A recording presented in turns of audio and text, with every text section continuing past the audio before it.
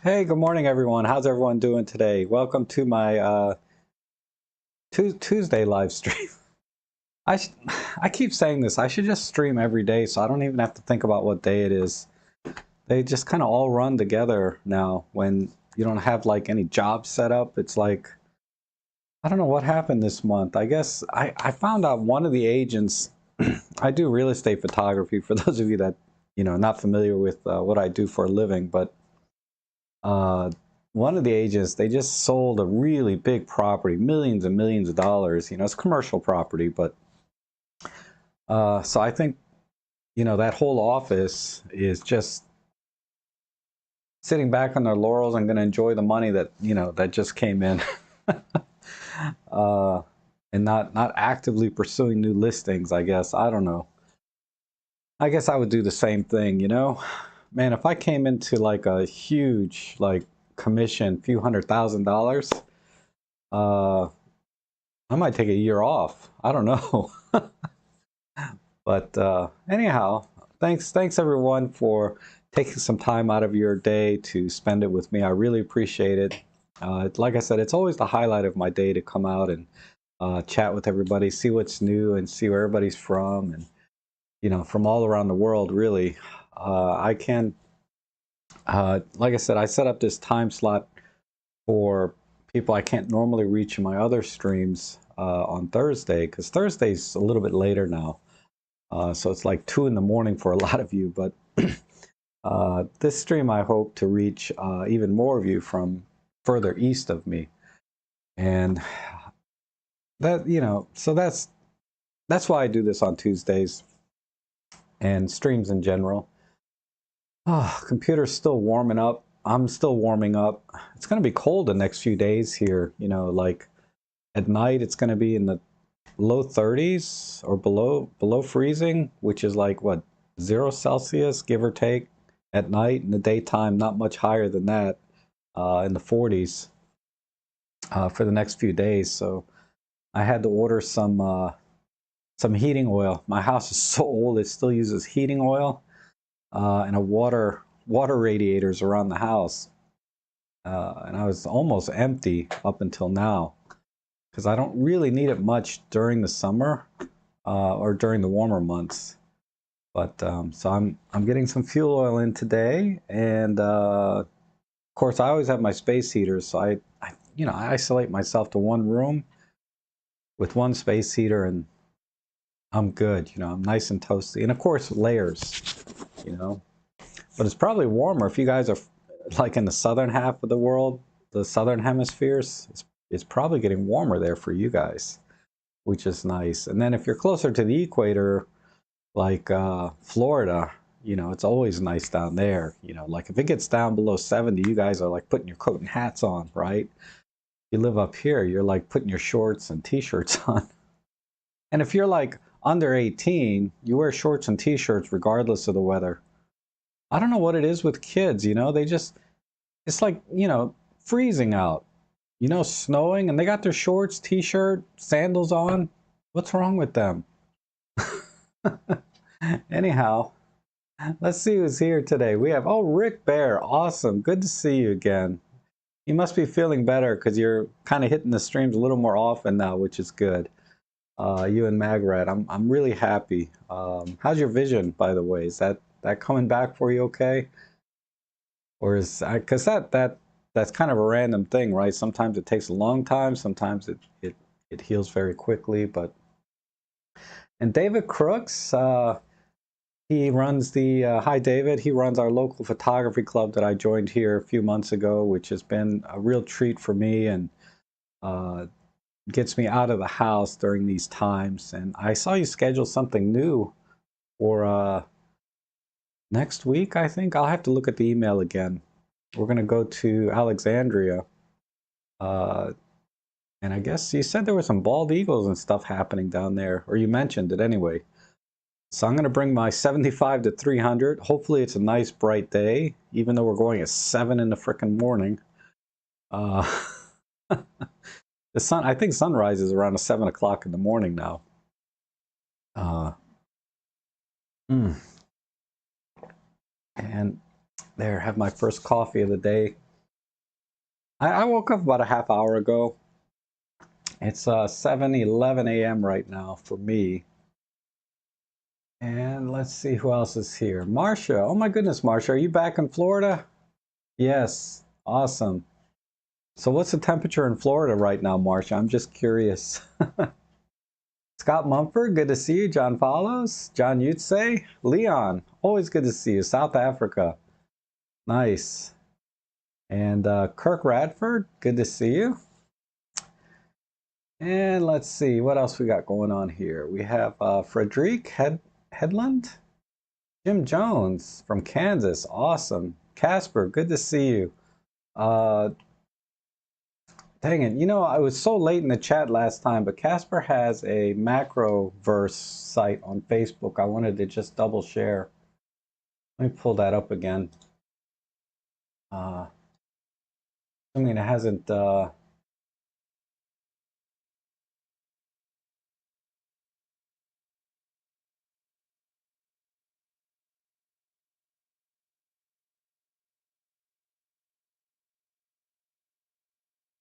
There we go.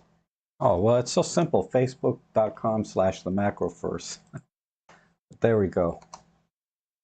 But you know, he does a lot of macro photography. I think professionally as well. It's the impression I get. You do some photography where you work, and then he also posts a lot of pictures on my forum using of those pictures, so you can get a little better look than what Facebook can give you. But also, he also has the 100 to 400 lens from Olympus, not the 150 to 400, the real expensive one that just came out. So if you want to see some images from that lens, there's some there on my forum. And I'm sure there's some on Facebook as well, but that's not the same, right? It's seeing like an almost straight out of camera JPEG. Corna, how are you? Oh, okay, Rick. just can't stay long. I'm sorry. I wish you could. You're always a great person to have in the chat. Let's see. Why does this keep doing that? Roberto says it's 106 degrees Fahrenheit. I forget where you are. Dang it. But that's hot. But I prefer hot over cold. I can much more efficiently cool my house down than I can heat it up.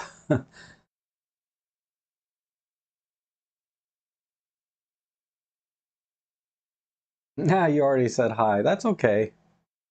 Real photographers always wear shorts and t-shirts, even in the wildest snowstorms. I remember when I was a young photographer and didn't feel the cold. Must have been tougher in those days. I know. I know. What is OZ? I'm sorry, you have to spell that out for me. I don't know what OZ is, Roberto. My geography is terrible. I'm debating if I should get just a world map and either as a backdrop or just post it somewhere that I walk by every day, like maybe put, you know, it'd be perfect, a world map, shower curtains in the bathroom. So I'm in there, I can see it, you know, and learn something. What a great idea. I wonder if they have shower curtains with world maps on them. All right. Looking for a Cyber Tuesday deal. Let's see, shower curtains, world map. This is related, okay, because I got to learn where you guys live. Oh, they do. Perfectamundo. This is kind of an old school one, but I'll show you guys. Yeah, now we're talking. I could put that, maybe not this one. It'd have to be larger print, but then every day when you guys tell me where you're from, I can say, oh, I know where that is. It's right there. Or it's over here. Anyhow, just, you know, life is a continuous learning, right? You just never stop learning in life. And Oh, and then I could put pins where it represents all my followers. Yeah, great idea. So I'll get one that I can put on my wall behind me, maybe, right? And I'll put a little pin when I find you guys. And then I have one in the curtain. Just turn my whole house into a world map theme. At least until I learn where everything is. And then I can switch it out with something else. Maybe, I don't know, a foreign language. That would be next, right? I could have like common words, conversational type words in different languages on all my walls and shower curtain. It's getting ridiculous, right? Oh my God. But why not? You know, listen to more books on tapes instead of, I don't know, watching, binge watching Netflix. I don't know. It'd be nice if Netflix, I never looked actually, if Netflix had like an educational series where you could just watch one episode after another and soak in some information.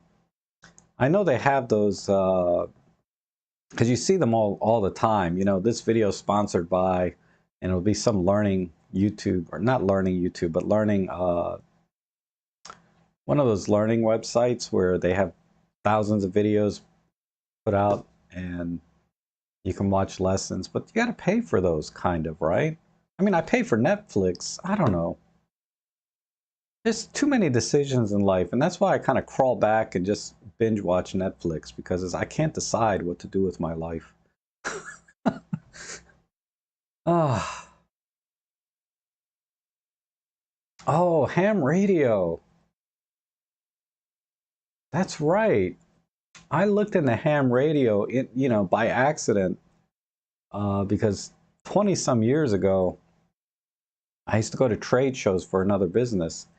And one of the convention centers had a whole ham radio convention going on. And I was just fascinated by it at the time. They had all these, a lot of handheld things with the microphones, and then they had these desktop stand microphones and these really elaborate, radio transmitter receiver things with dials on them. And I was like, man, this is cool. And they're like, yeah, you can talk to somebody, on the other side of the world. And they're explaining to me how, the radio signal bounces off the atmosphere and comes back down, and that's how they achieve, this long distance communication. Uh, and I thought maybe I would start with getting a little radio, the C-cams, I forget the brand name now, Tascams. I think it's a Tascam. Well, anyway, these little world band radios. It doesn't pick up ham radio. But I got into that a little bit, was looking at those, and then I don't know. No, I have no direction in life. Just day by day, whatever comes, what may, right? Wicked this way comes sometimes, like 2020. Oh, and Rick says Canada is north, Mexico is south, Japan is west, and civilization is to your east. You're hilarious. I do love Europe. I've never been, other than passing through on a layover. Uh, but I watch a lot of like European shows. Like right now, I'm watching The Tunnel on Amazon Prime, which is set like in the UK and France, that borderline through a tunnel. It's kind of the theme of the show. I'm only up starting season 2, and it's basically a police investigation type show. So if you're into like, I guess, thriller, police investigate, I don't know what the genre is exactly, but it's these two detectives trying to find a mass serial killer, and how this guy's eluding them, and he's so smart, and it's always it's not a new theme or plot, but it's always fun to watch the characters, right? Because ultimately, they say that every story that's needs to be told has been told, right? So you watch movies and things like that to see how the characters react or adapt to the scene, and handle the situation. So I've really gotten into the characters. Like with any show, if you have really good characters, you can almost get past, kind of a lackluster or redundant plot, right? And I guess it's always fun to see someone else's take on the same. So that's why I like all these like reimagined type shows. They reimagine, like Battlestar Galactica was reimagined, and Star Trek's being reimagined over and over again. It's always interesting to see everyone's different take, and photography is the same way, right?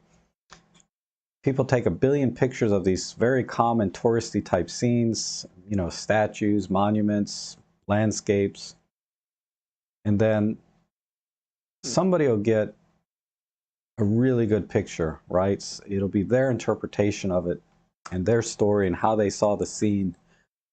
And that's what I love about photography, is even though you go to the same place to see the same things, it's something you can still, I think, call your own, because you took that picture at that time and no one else did, right? There might be similar pictures, but that one is yours. And there's so many pictures that I personally really like, and time to time I put them on Instagram, and they don't get a lot of likes, which is fine. I don't care about likes and dislikes, but it's interesting to see how some pictures are very popular, relatively speaking, and others are just not, even though they might be one of my favorites, personal favorites. But Instagram, I found, is more like a social media, it's a social media platform, but it's more about, again, connections that you have with your followers. And even though I don't have a huge following on Instagram, I think at like 1,800 or so, and it just fluctuates.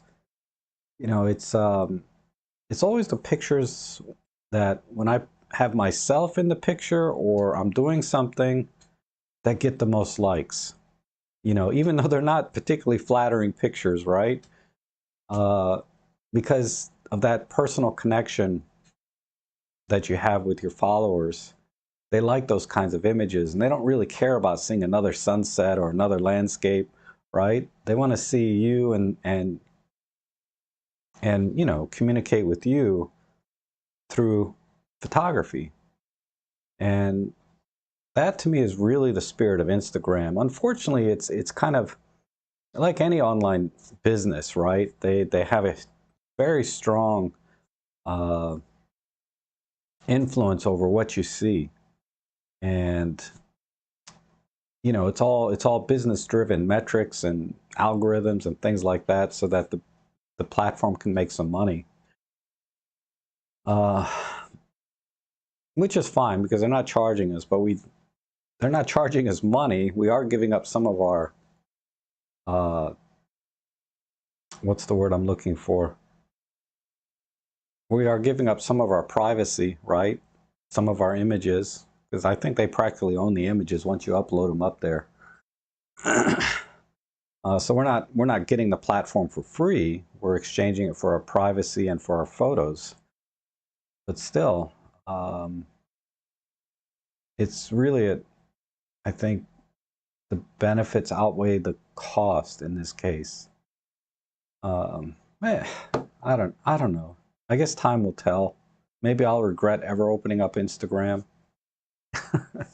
Like Twitter, I never use, because I'm not really a words guy, typing kind of guy. And really, there's a lot of things that I might say verbally that I don't want in writing. These streams are a risk, right? Because you're hearing it right out of my own mouth. I can't claim somebody hacked my Twitter account or hacked my live stream and put words in my mouth. But, that's why I have to be really careful and very moderate in my discussions. So Marcia says, oh, Brian says a solar system map. Yeah, I should have a map of everything. Uh, Marcia says Northern Florida is in the 30s, and right now we're 56 with a high only in the mid 60s. Wow, that is kind of cold for you guys. So seems like the whole East Coast is going into a cold snap. I think that cold air you're getting now is coming up to me tomorrow, because tomorrow is going to be like in the 40s for a high and then like 30 for a low.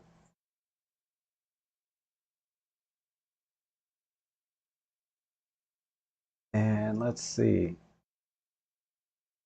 Same here. Test can shortwave radios are cool. Yeah. Yeah, I should just get one. But I got so much junk. I hate to call it junk because I want to I wish I didn't have so much stuff sometimes, you know? Ugh. And Roberto says I'm binging on The Crown. They had a good episode with the photographer husband of Margaret. Oh, I'm not familiar with The Crown. I gotta write this crap down.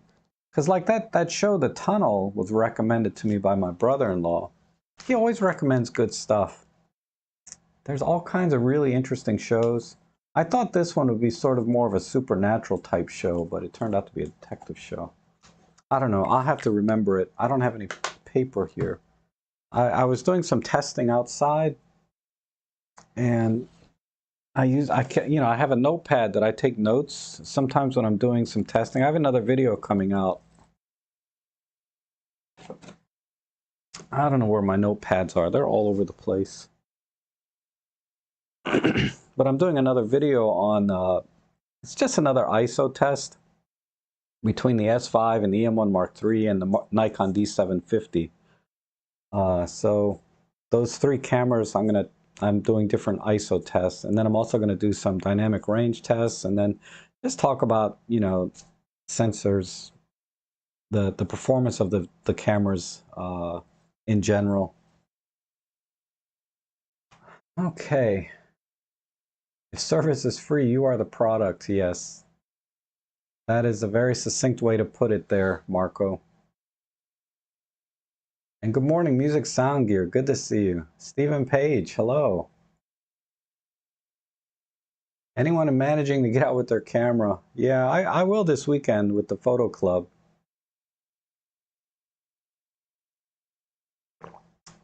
And John Yutze asked if my batteries drain faster in the cold weather. Yes, absolutely. Um, I mean, it not so much that I really notice it, like for normal photo walks, because how you use the camera has a much bigger impact than uh, the actual difference that cold weather can make on the battery. I mean, if it gets really cold, yeah, you can shut a camera down. But I really do notice when I was doing some astrophotography a few years ago at night, and it was like, below freezing temperature. Yeah, the batteries only lasted about, 30 minutes. So I only got like about, maybe a dozen exposures per battery. So that was pretty harsh. And that was with, at the time, my Nikon uh, DSLR. So I don't even know what mirrorless. I haven't even gone out with any of my mirrorless cameras or astrophotography really in the cold. Um,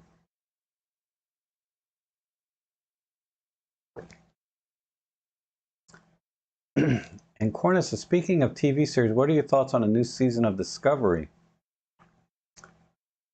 I have not watched it at all.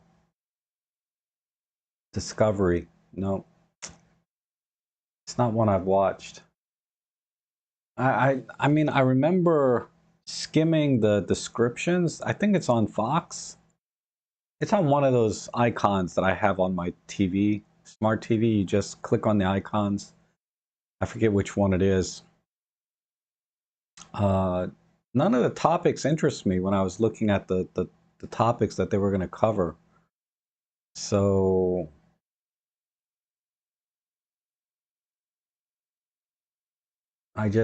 yeah, I didn't watch anything. And that might still be the case. I'll look again today if I get some time at Discovery and see what the topics are.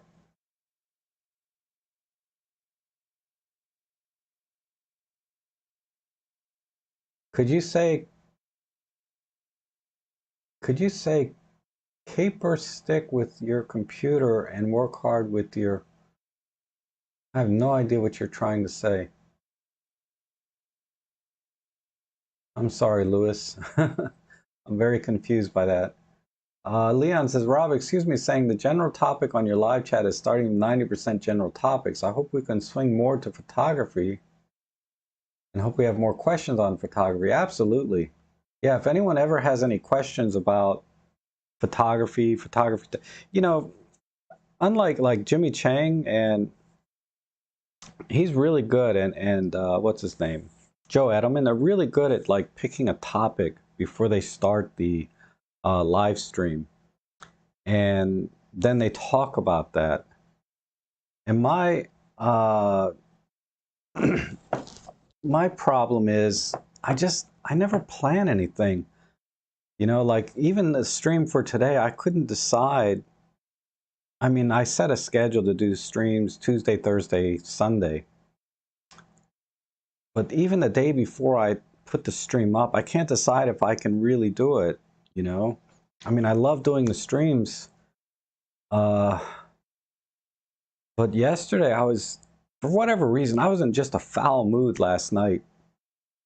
And I was like, I don't want to go into a stream and just be in this bad mood, right? I want to be happy-go-lucky Rob and, you know, just hang out. And I always look forward to doing the streams. And when I got up this morning, I was like, all right, you know, let me get ready and comb my hair and all that stuff and get ready for the stream. But now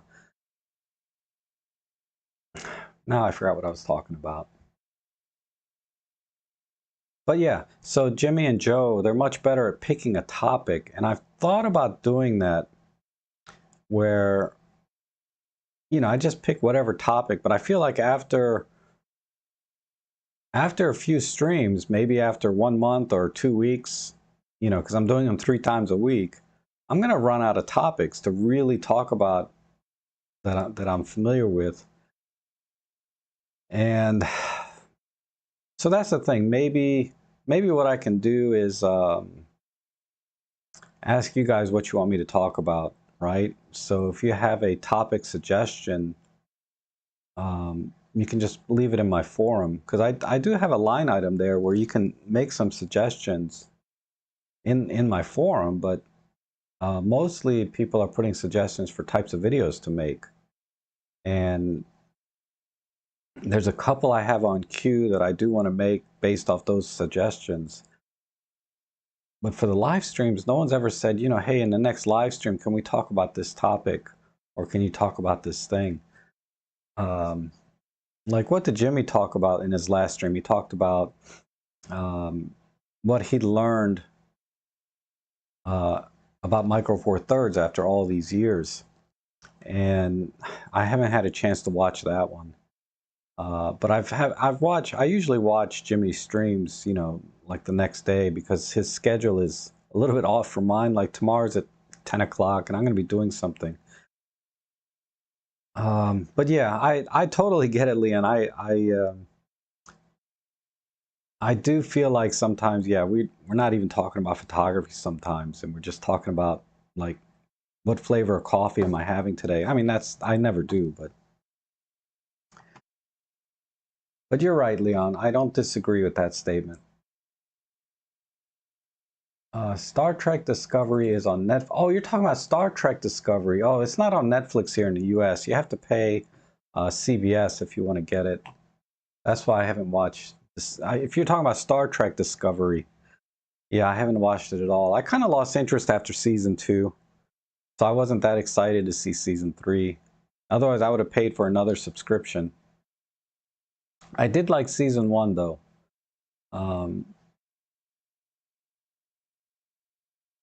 Because everything was new, right? So I actually own the box, the Blu-ray series for season 1. And Scott Mumford says, I have a photography-related question that I am confused on, Rob. Is there a way to use the LM3 flash for the M1 Mark II in conjunction with the TT? There is. You'd have to put the Godox TT350 set it up as a slave optical trigger. And there's two modes, S1 and S2. S1 is for standard manual non-TTL type use, right? Where the camera will not try to attempt to establish the exposure with the flash. So you set the flash to manual on for the little LM3, and then you set the Godox TT350 to S1, so it'll fire on the first flash. S2 is for firing on the second flash it sees. Because what happens when you're in TTL mode, the camera actually fires the flash on camera twice. Once to establish the exposure, then the second time to actually take the exposure. And then on that second flash is when you want to trigger the optical trigger on the Godox TT350. Now indoors, the Godox optical trigger works fine because you don't have a lot of competing ambient light coming in, or if it's dark outside.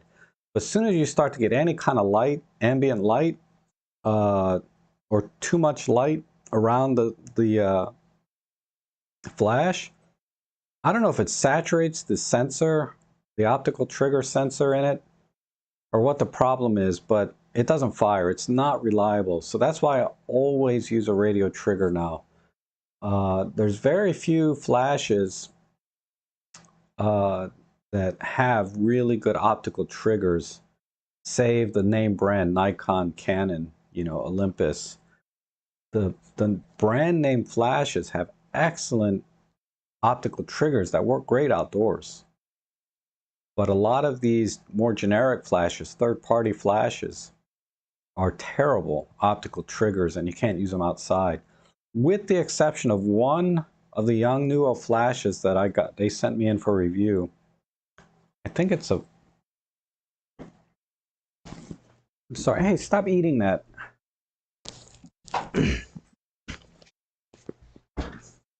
My dog. Oops, crap. She likes to chew her bed apart. At least the one in here. This YN560Li has a really good optical trigger, just as good as my Nikon. But my Godoxes, forget it. And I haven't even tried the optical triggers on my higher end Godox flashes because I just use a radio trigger. But anyway, I do have a video on using off-camera flash with the Godox TT350 that talks about the S1 and S2. I can't remember which video it is, but I do have a video on that you can watch that explains it in more detail about how to set up the Godox TT350 to use it with an on-camera flash like the LM3. Maybe I can find it.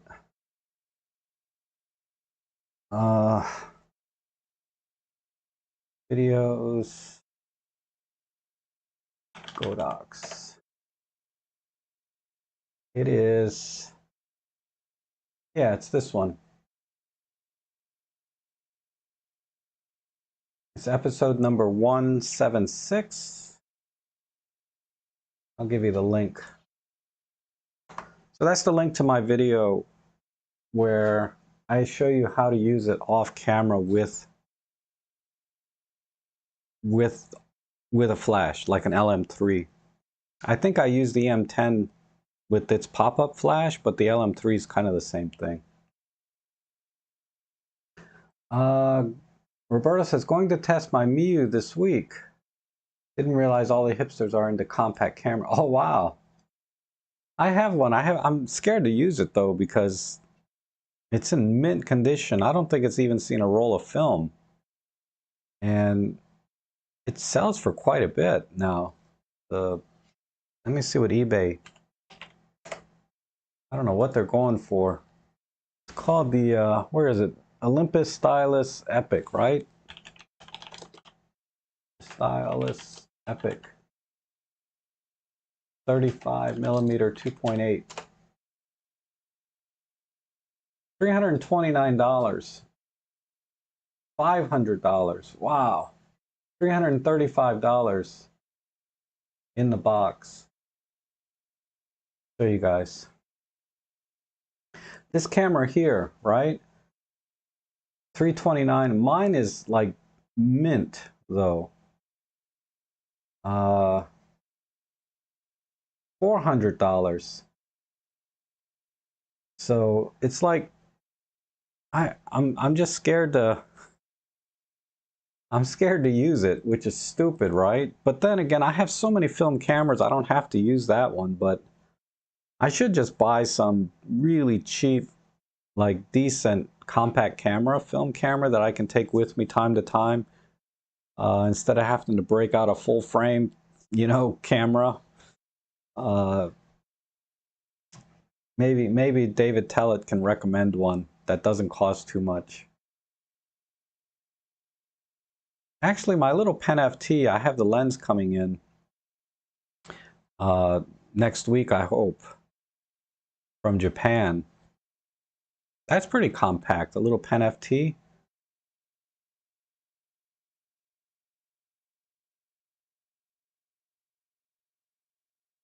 Oh, you're too kind, Leon. But thanks. You still like my live chats. I appreciate that.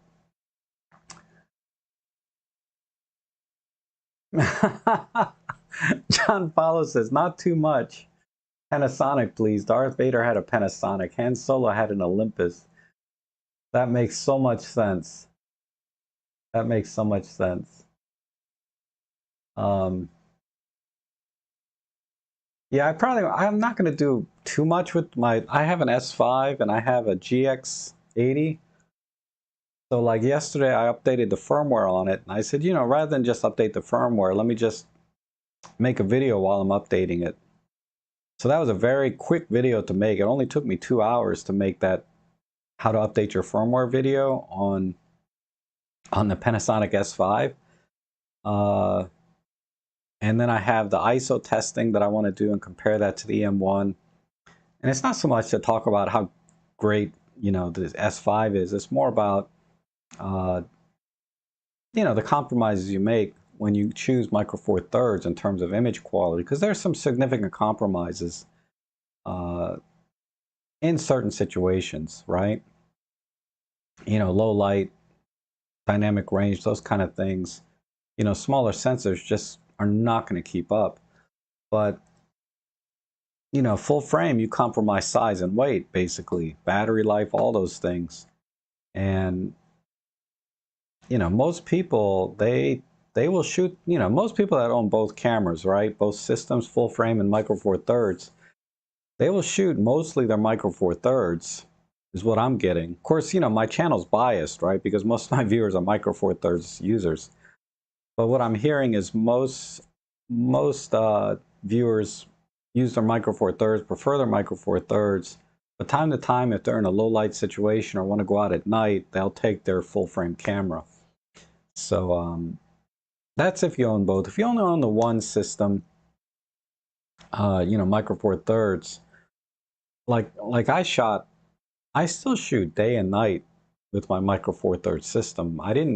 If I wanted to shoot full frame, I always had my Nikon D750, but the images I got at night were just fine because, you have to expose for the sensor you have with you, the camera that you have, and know the limits of your camera, and then compose and expose the scene that's appropriate for your camera. Sure, you can do other things if you had more dynamic range or better ISO performance, but that's not what photography is all about, right? Really, photography is about composition, exposure, telling a story, and those things are much more important than the limits of the camera, right? If you work within the limits of the camera, you can still tell the story. You can still expose properly and compose and all of that stuff. So that's why the gear just doesn't really matter when I'm out shooting. The hardest part for me is always trying to tell that story or get that composition or learn some technique. For whatever reason I go out shooting. But when you're doing professional work, paid work, that's why I got the S5 for my videography.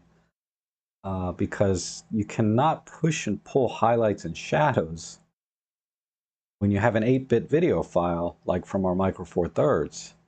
Well, the Olympus, I should say, because the Panasonic's Micro Four Thirds do have 10-bit files, but then they don't have the bit that or dynamic range of a full frame sensor either. So in video, you can push and pull shadows and highlights in video much further with the true log profiles and the higher bit rate, 10-bit, and also having the full color gamut 422 without getting overboard with like these cinema red cameras, right, that have 444, 14-bit, 16-bit, whatever recording capability, but they're like $100,000, $200,000 cameras. So anyhow,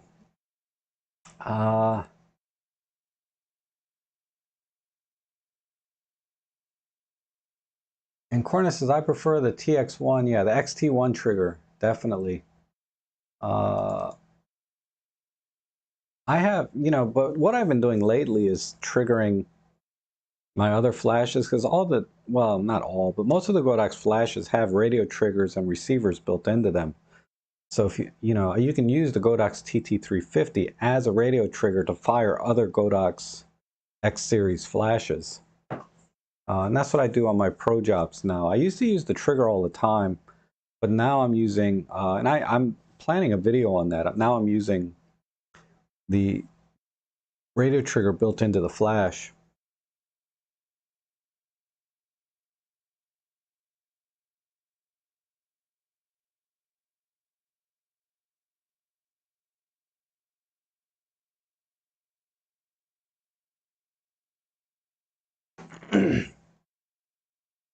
And let's see. Frederick says, there used to be an Olympus 7518 ED for about $260 in fairly good condition.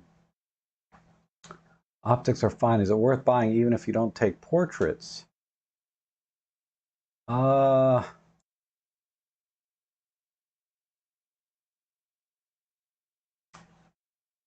don't know. I mean, portrait use is like the most common use for that lens. And it's a focal length that I personally struggle with because it's too tight, but it's not long enough. And I've gotten good shots with it. Certainly, it's very, very sharp lens, and that's an amazing price. If you're talking about US dollars, 260, that feels like a no-brainer. Just get it. But then again, 260 bucks is 260 bucks. And if you're not going to use the lens, why waste that money? So I can't give you a good answer for that. Even when I was doing portraits with it, it was a little bit tight. And I didn't think the benefit, it's just too tight for even portraits, in my opinion. I think it's just an awkward focal length to go around with a 75mm on a Micro Four Thirds. And that's why I'm still struggling. I know Leon or Serge is always asking me, when are you going to do the photo walk with the 75mm? And I'm like, oh, every time I look at that lens, I'm like, what am I going to shoot with this? Because it's so tight. And like I said, even when I was doing portraits with it, I felt it was too tight. I had to stand so far away from the people that I was taking the picture of. So I don't recommend you get it if you're not sure you need it for something specifically. As good a deal as it is, if somebody just gives it to you, fine, but as far as putting any kind of serious money out on it, you better know you need it or want it for that specific focal length. So if you have another lens like the 40-150, whether it's the kit lens or the pro lens, you can shoot with it at 75mm, right? Because it's in that range. And just leave it there and see what you think. And if you feel like you need a 75, then I would get it in that case. And that's that really a true statement for all prime lenses, right? Is don't buy a prime lens unless you really want it for something very specific. If you need the low light capability of the prime versus your kit lens, and you need that focal length, yeah, that's one reason, right?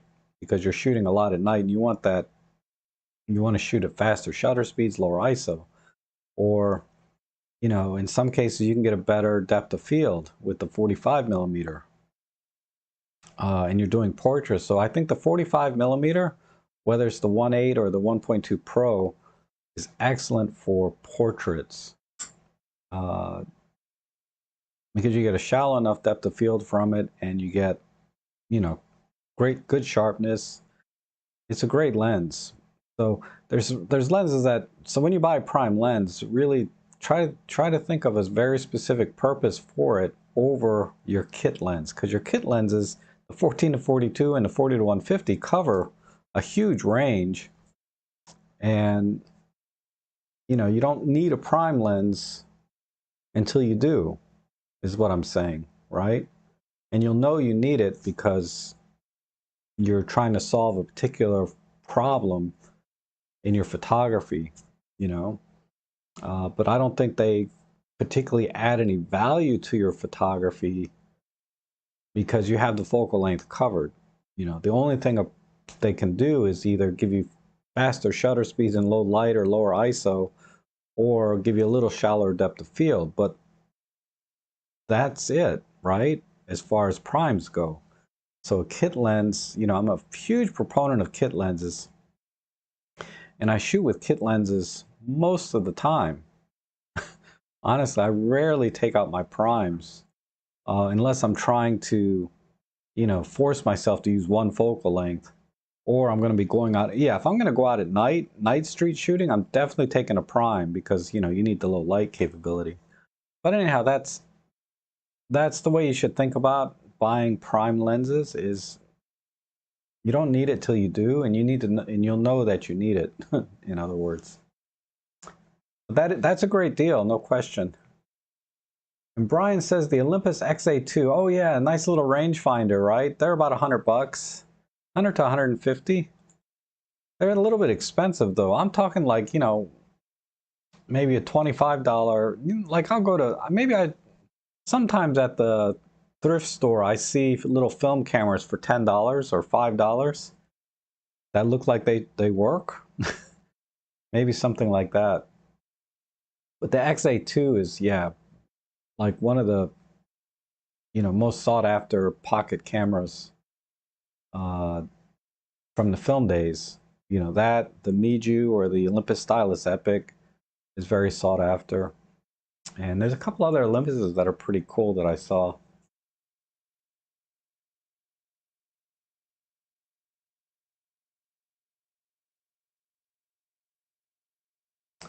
And John Yutsay says, I have a Nikon L35AF, which has a good 35-2.8 and not expensive.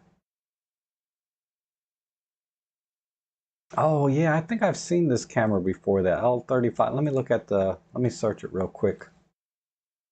Yeah, yeah, that's a nice little camera. But my God, $200? Are you kidding me? Look at this. Wait, look at that. $210 for the L35AF. 150 on eBay. 185. There's a lot of 3. See, maybe something like this. What's this? Near mint 89. Oh wait, that's interesting. And $25 shipping. Wait, this has got potential. Oh, 98% feedback? No, I don't think so. $100. See, 100% feedback. That's better. And oh, they're outside the US from Japan. So it's going to take a couple weeks. But still, $100? I'm not so sure.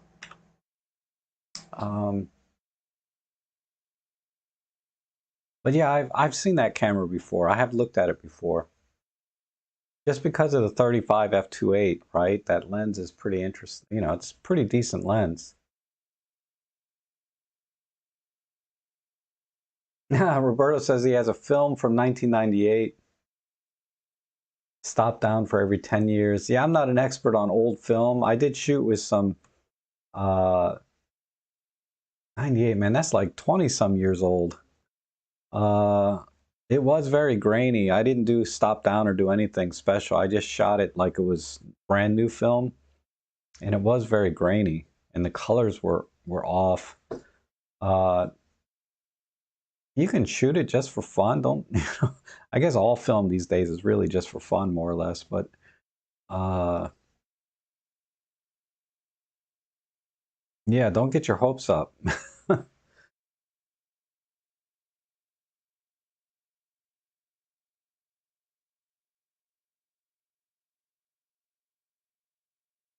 And Corna says that could be a thing. If I'm going to buy a TT350 for my Ollie, could I trigger the TT350F with the... Oh yeah, absolutely, Corna. You can trigger any Godox flash to another Godox flash, no question.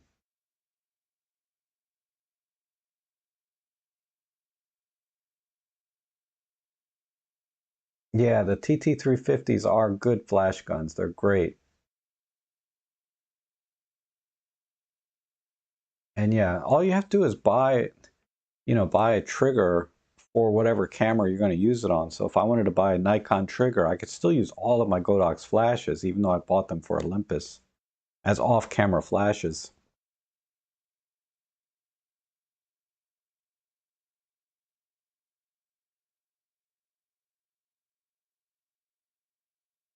Yeah, I'm with you. Music Sound Gear says, now that all the leaves have faded and fallen off the trees, I find it hard to go out and shoot nature shots when it's gray and dark outside. Yeah, yeah, when you go from like this beautiful fall colors to just gray, it just, you got to go for moody shots now, right? Go to a cemetery. That's where it looks good. All the bare trees and everything. Just one example. Um, diastopic, diatopic, what's the word?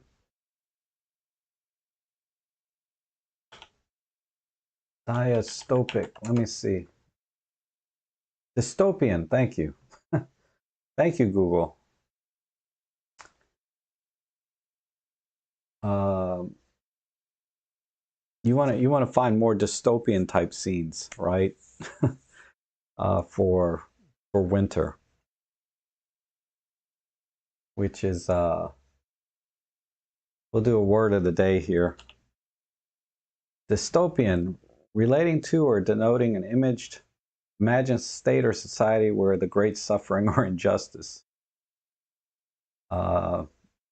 So if we go to images, you know, these are more cyberpunkish, but you can see like here's some bare trees here. Wow, these are harsh and depressing. But there you have it. Not the best use of that word, but that's, you get the idea, right?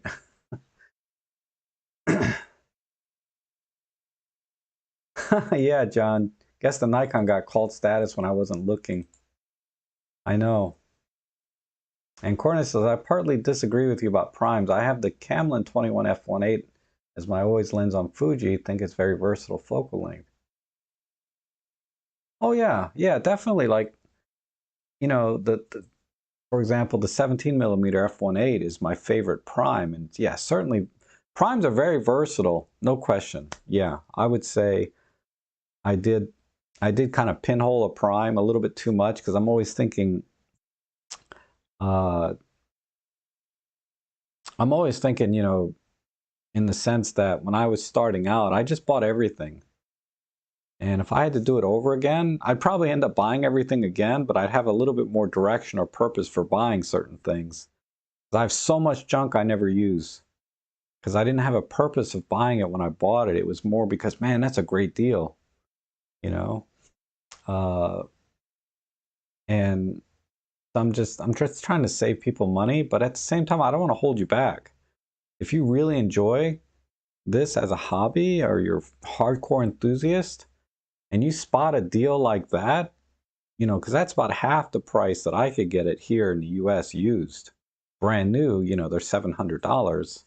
Used about $500-600 for that lens. And if you're getting it for half that, just get it, right? Because you're gonna find a use for it if you love this as a hobby or enthusiast, right? You're not, you know, as a professional, you buy it specifically for something, but as an enthusiast, when you spot a deal like that, you can buy it and you'll find a use for it, you know, because it's a great lens. But that's how I ended up with a lot of stuff I never used. Like, I don't know why I have so many freaking umbrellas and light stands. I don't know why. It's just I'm looking at like 3 light stands right here, and I know I got another like 4 light stands in the closet. God knows why. I had a reason at the time,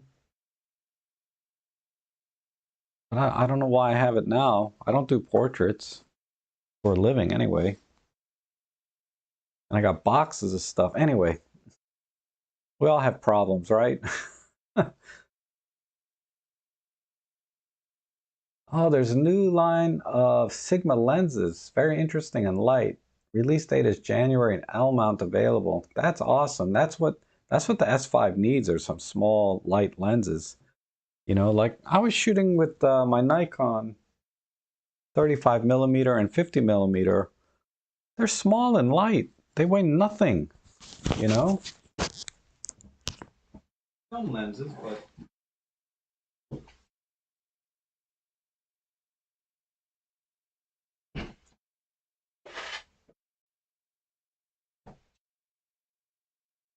all right, I got my scale here.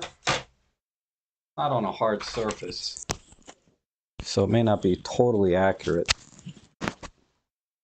But this is a 50 millimeter f1.8 from Nikon. Let me take off the cap. 163 grams. You know, 50 millimeter f1.8. Now, if I look at a 50 millimeter f1.8 for anything, let's try B&H.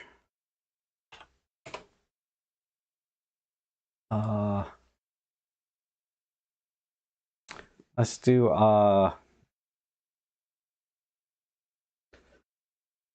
50 millimeter f1.8.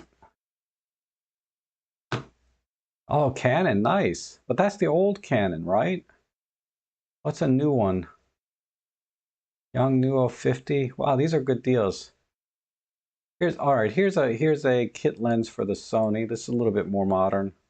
I'm looking for a mirrorless 50 millimeter f1.8. So let's look at the specs. So for the Sony version, 186 grams. So it's pretty close.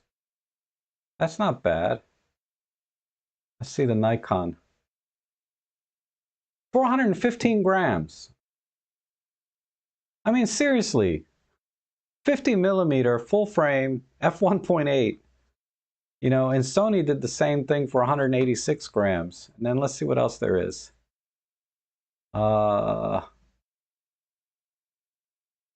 This is the FE. What was the Sony? Yeah, these are both FE full frames.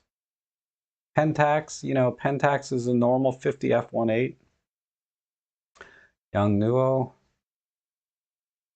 That's APS-C. See here, look at this Nikon. This is very similar to the one I have. This is a little bit newer version. This is a D version. You know, 155 grams, right? But, you know, if you look at this frickin' Nikon, why 415 grams? Oh, are you guys seeing this at all? Why is this 415 grams? Right? Are they out of their mind? For a Z mount. Let's try Canon, oh, Canon had a good one though. They just came out with this, right? Where is it? This one is interesting for 200 bucks. Let's see what the Canon, oh, why? That's Sony.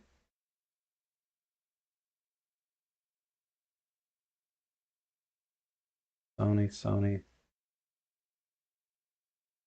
I thought Canon just had one for their RF.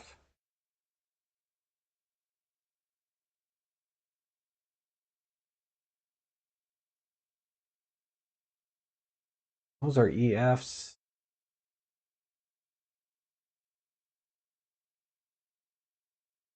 Oh, do I gotta spell it out? RF?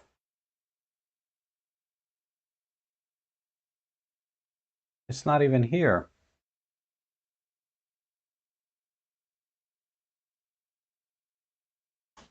Can that be right? How come you guys are not seeing this? Here. Canon RF.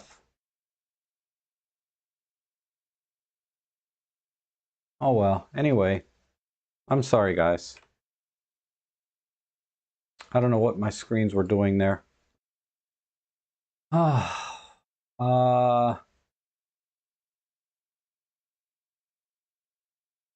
Rodrigue says, thank you, Rob. Oh, you're welcome. I'm not sure what I did, but you're welcome. Yeah, they will trigger each other. The reason I know that is because when I go out, there's another photographer in our photography club that uses Godox for his Sony. And we kept triggering each other's flashes until I figured out what was, until we figured out what was going on, that we were on the same channel. So I had to switch channels. So I know that as a matter of fact, from experience, that you can trigger other camera systems.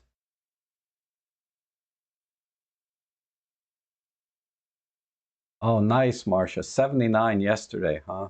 Wow. I know.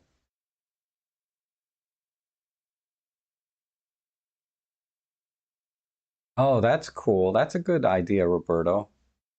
Shoot your 1998 film and all the subject matter is 20 years ago. Time travel photographer. Wow, that's a great idea.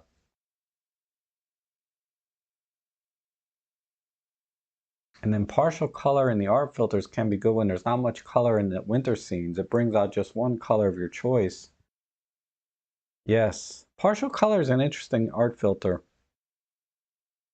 And I have a question, Scott Mumford says, I have a question. 69 degrees Fahrenheit colder inside than it is outside. Typically because indoors you don't have any radiant sun, right, hitting you. So when you get UV light from the sun hitting your skin, it reflects back or gets converted in infrared. So the heat from the sun warms your body. Very similar to like reptiles, right? They sit out in the sun, they soak in the heat from the sun. It's not the ambient temperature that is keeping them warm. Otherwise, they wouldn't need to lay out in the sun. It's the actual ultraviolet radiation or rays coming from the sun, converting to infrared, warming your body. You know who would know really perfectly well an answer to that is, why am I forgetting his name? He comes into streams all the time. Uh, there's another viewer here. Oh my God. I'm sure many of you know the answer better than I do, but I'm thinking of someone specifically. Teaches physics and chemistry and all that stuff. What the heck? I'm sorry, I can't remember your name, and you know who you are. I'm talking about you, and I remember your thumbnail, your little icon, but I can't remember your name. Oh my God! It's not your fault though. It's my fault. My age. Ah, but indoors, yeah, you don't have that same thing. They do sell infrared heat lamps, like you see at restaurants that heat up the food on a plate, and they sit there under this heat lamp because they radiate that that infrared energy. But the ambient temperature of the room is different, right? You know, they have these infrared radiator type heaters where the ambient temperature between the heater and the object is the same, right? It's not hot at all. As soon as you put your hand in between, your hand can get very hot because the heat's hitting your hand. And that's kind of like the sun, right? When you're outside. If it's cloudy outside, 69 degrees is going to feel the same inside or outside, I think, right? Hopefully I got that right. Somebody here I'm sure knows better than me. Most of you are much smarter than me. I know that.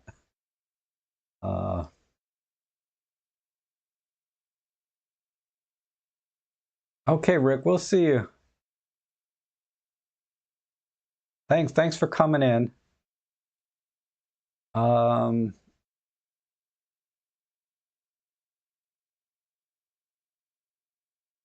We get no sun here unless it's liquid. And I don't get that. We get no sun here unless it's liquid. I'm very confused. Yeah, the Canon RF is only 199. Yeah, I don't know why it's not coming up on B&H though. Peter Forsgaard on shortly will fire up laptop, watch both at once. Oh really? I thought Peter's stream was much later today. Let me look. Because maybe, I don't want to overlap his again.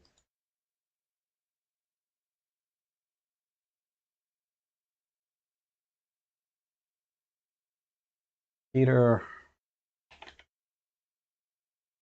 Forsgaard. Oh my God, it's live right now. I don't know why I thought it was much later.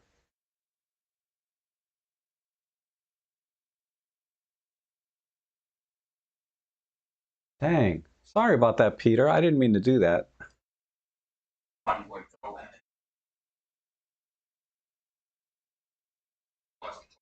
So we can watch Peter together.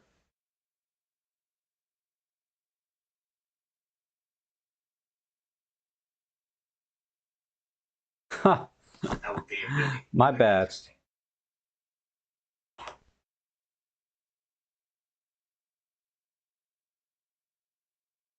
My bad. I had no idea. Wait.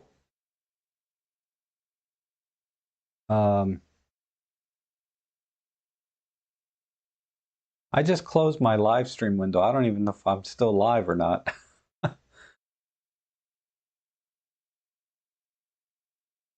Let's see. Oh, you mean the weight could be similar to the price. Yes, that makes sense.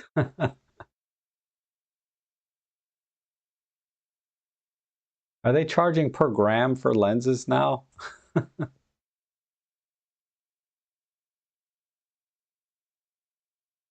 And the Canon RF50 is releasing this week. Okay. And Wudang. Hey, Wudang, how are you? I personally like the lens a little heavier but compact. You need a small rig. A light Samyang 45 is the way to go. Yes. The Canon RF is for $199. Wow. The new I line or L line, I'm not sure which one you mean, probably L line of Sigma lenses is basically a continuation of the concept of the 45 f2.8 coming in 24, 35, and 65. Reasonably fast, 300 to 400 grams. Yeah, I'd say on a full frame camera, 300 to 400 grams would be kind of my comfortable weight. Whereas like on a Micro Four Thirds, less than 200 grams is comfortable. And Wudang says, the Sigma FP is getting cheaper now, really compact, and new lineup is really small. Yeah, that is a small camera, but there is a Sony full frame compact fixed lens camera. It's called the Sony R. Let me try and find it. Because that would be a fun little camera to have too.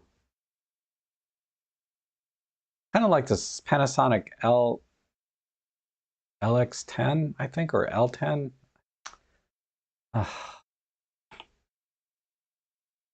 DP, let me go to DP review real quick. I'll find it. Camera, Sony.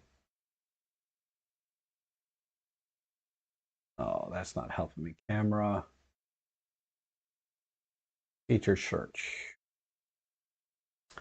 We'll do Sony and fixed lensed.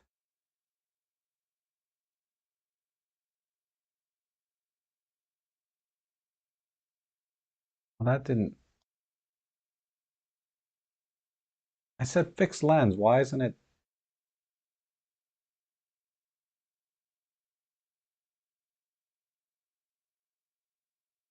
I don't know why the Sony a7C is coming up as a fixed lens. Sony a7C is coming up as a fixed lensed camera, but and it's one more thing. Sensor, it's full frame. There it is. This is the one I'm talking about. Wow, that's insane. $3,200. But full frame camera with, yeah, 42 megapixels. There you go. You don't get much more compact than that. And it only weighs, let's see the full specs here. This thing weighs 500 grams, right? Versus like the Sigma FP.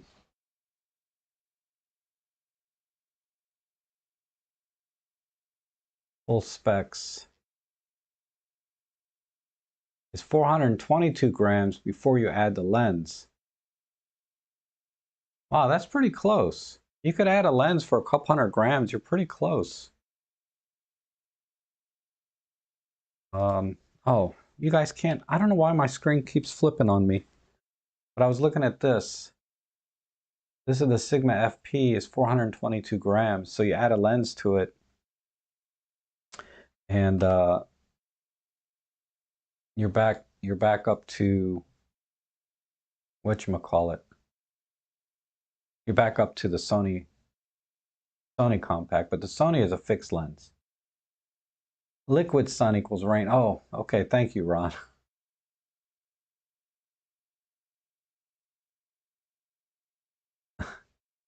Girl in the red dress. Oh, that's interesting, Roberto. I've never watched Schindler's List movie.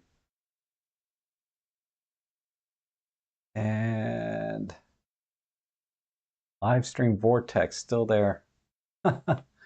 Still Peter to tell Peter to watch you while we eat. That's funny. Yes, you're still live. Thanks. All right, I should probably go because Peter's stream is on, and then I don't know. I have my photo editing live stream after this, like in 10 minutes, but it's overlapping Peter's, so I feel a little bad. Maybe I'll put it off until his is done, because he did post his before I posted mine. So I think I'll postpone my photo editing live stream. I don't know. What do you guys think? Should I do that, or should I just go on at 8:30 and overlap his? I feel bad. It's my fault. I thought his was starting at 1800, which is like 3 o'clock my time, which is many hours from now. But it's on right now. I can't figure that out. I don't know how that happened. Because I saw his stream and I was like, and I was telling people you should go to that stream, right? From when I was in my forum. Yeah. You're off to bed. Okay, I'm gonna postpone it. I think I'll postpone it till after Peter's stream. We'll all watch it together. So I'll hop over there. And okay, yeah, you guys are fine with postponing. Okay, because in the UK it's like afternoon anyway, right? It's not like 2 in the morning. So and I'm flexible. So let's go over and watch Peter's live stream. So everybody, I'll see you guys over there. Oh, I don't even. Since I closed my stream window, I can't end the stream. That's hilarious. I have to go back and open my stream.